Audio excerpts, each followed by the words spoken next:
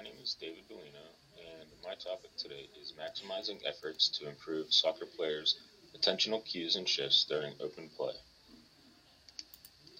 My personal experience as a player and as a coach have pointed me in this direction to emphasize an interest in concentration and attention. The photo on the left is me in high school, and I like it because it's kind of the quintessential photo of what concentration could be doing an overhead kick. And the one on the right is me at a Colombia-Chile World Cup qualifier. And even as a coach, I always consider myself a student of the game as much of a teacher of the game. So why attention? What was my draw to attention? Well, we all kind of know about, at least those of us in the field know about the importance of concentration and focus in sports and its relevance to performance. In me in particular, as a coach, I always found that some of the more technically gifted players didn't always have a tactical awareness, and sometimes I attributed that to their lack of concentration or ability to shift focus or attention. And there are some studies, some research studies to back this up. Some ones as recently as Swan et al. 2017, who explored clutch performances, and one of the main factors in clutch performances was a heightened and deliberate concentration. And there's also studies that show different attention levels, different skill levels in attention for higher level athletes, specifically that Fontani et al. 2006 study. The ill-fated focus. We all know about it. We hear players and coaches telling each other from the sidelines to focus or to concentrate, but do we ever teach them how to focus or what to concentrate on? And that's kind of one of the cruxes of my purpose and my research, both, my experience as a player and as a coach has kind of led me here. And one of the first ones that I came across was a study by Penchuk and Vickers, 2006, who studied hockey goaltenders. And what they did was they put a eye tracker camera on the goalie's helmet to see, kind of to better understand what visual cues, what gaze behavior, what visual searches that the goalies might use in their experience of different shots, whether it be a wrist shot or a slap shot. But for the purpose of my studies, I needed to know more than just about attention and concentration and its importance and how we can explain it to be important. So one of the directions I went was into using visual cues and gaze behavior.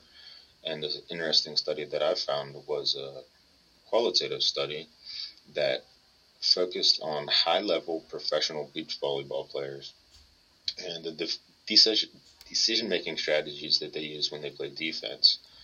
And one of the things that the authors pointed out was that gaze patterns and visual cues were important, but there was also a number of other things that included situational context, the opponent's movements, and even intuition as different factors.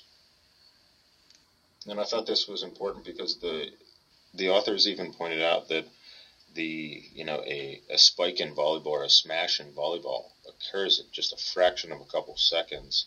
So the cognitive load that these athletes have in that moment is extremely high and very, very demanding for their attention level. So beyond volleyball, there was other studies, open play sports, open skill sports, team sports, that included tactics. And I was drawn to research that included dual task assessment and different attentional demands because it better reflected what soccer demands or what attention and focus demands were needed during a soccer match. And I found one study in particular interesting. It was Gabbett and Abernethy 2012, and they compared two different groups in a task complexity study.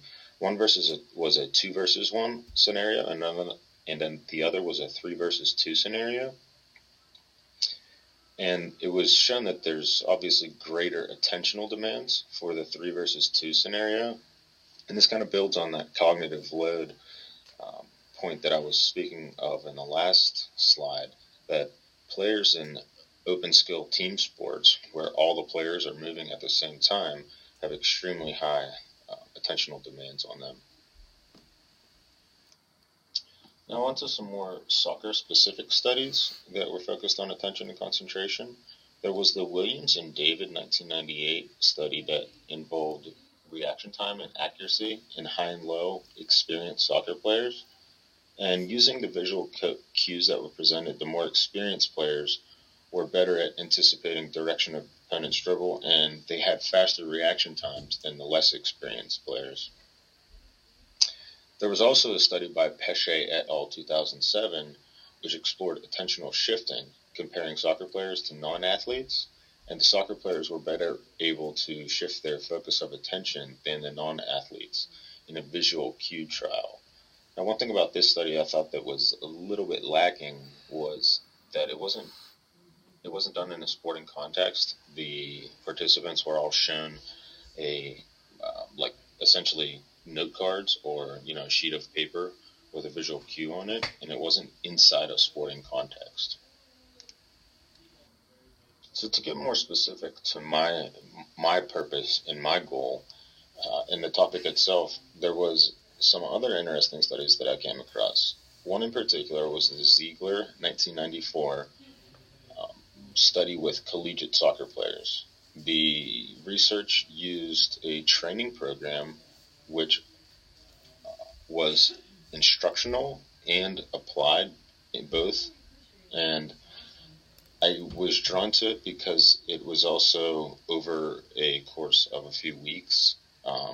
So there was different components to the test, and it was also a qualitative study, so there wasn't too many participants. Therefore, I think the information that was presented was very rich. Another study, the Harwood, Baker, and Anderson 2015, was what the others called a psychosocial development program for youth soccer players. This study actually lasted over 8 weeks, and it was designed to focus on what they called the 5 C's. The 5 C's were commitment, communication, concentration, control, and confidence. The baseline for each of those was taken at the 3rd week, and there was also a coach intervention workshops that outlined each topic and asked the coach to integrate each of those 5 C's into the normal training sessions. And one thing I really liked about this study in particular was how the coach was incorporated into it, because I think it added a lot of weight to it. Now, as you can see, if we look across some of the studies that I've included in a qualitative versus quantitative comparison, there's some important factors that I can see here. First, many of the quantitative studies are using comparison groups, non-experts versus experts, players versus non-players, and as such, I think the purpose of their research is to show differences between the groups. The qualitative studies on the left hand that you see, left-hand side, they're a little bit different, and I think they mirror more of my personal purpose and my goals in applied research. And that purpose is to use sports psychology and sports psychology relevant topics to specifically help soccer coaches and players to maximize their training and instruction phase, more so on the topic of attentional shifts, attentional cues using visual cues.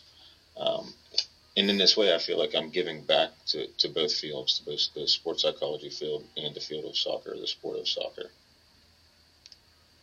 And to connect the dots, I think that it's quite apparent that increasing and improving concentration skills and attention skills can help improve athletes' performance. Players in open skill team sports have constant adjustments from basic to complex tasks that require even higher levels of ability and attention. Qualitative methodologies seem to be generally better aligned with my purpose and goals than quantitative methodologies. And I prefer a longitudinal design because it also includes instructional programs and hopefully coach participation that I would think would be my preferred methods. I'm not as much interested in the side of comparison groups, non-experts versus experts, or one sport versus the other, or differences among groups, so as much as the point of driving home the emphasis of how we can improve a group of soccer players or a group of athletes in one particular area in that specific domain of sports psychology topic: attention, concentration, visual cues. So I think I would prefer to use kind of a combination of like the Ziegler and the Harwood studies and their methodologies. One, because some of it's in the Ziegler especially study, some of the instruction is done in the classroom, but then there's also an applied setting where the players are taken out and tested on the field. So that component I really like. And on the other hand, the Harwood study includes the coaches, so I think having the coaches buy-in also backs up and adds weight to what the players are doing. So a combination of those two studies and a qualitative methodology, and again, across a longitudinal design, so you can work over, let's say, at least 4, 5, 6 weeks, up to 8 or 10 if possible, with the same athletes to try to show improvement along the way. And in doing that, I hope that I can pave a way for myself and others to continue on this research, to strive so we can gain more insight into concentration and attention and visual cues and how to run these studies in the future.